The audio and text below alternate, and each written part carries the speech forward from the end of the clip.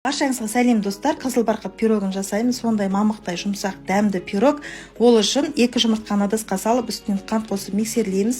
Миксер болмаса венчик қолданасыздар, және сұйық май қосамыз, айран қосамыз, шым-шым тұз, ас содасын қосамыз, үстінен құрғақ краситель қосамыз. Құрғақ красительді негізі суға езіп қосқан дұрыс екен, солай жасаңыздар.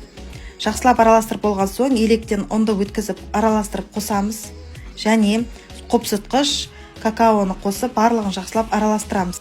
Дайын болған массаны алдын ала қызып тұрған пеште 170 градуста 25 минут пісіреміз. Пирог пісті. Салқындаған соң тарелка қойып, пышақтың ұшымен шетін және ортасын ойып кесіп алып тастаймыз. Крем дайындаймыз. Творожный сырға қантты қосып миксерлейміз. Одан кейін 33% сливкиді қосып тығыз масса болғанша миксерлейміз. Кремді пирогтың ортасынан жағамыз, блендермен корждарды ұсақтап алған соң бетіне себеміз, шетін кокосовый стружкамен әсемдейміз. Пирогымыз дайын.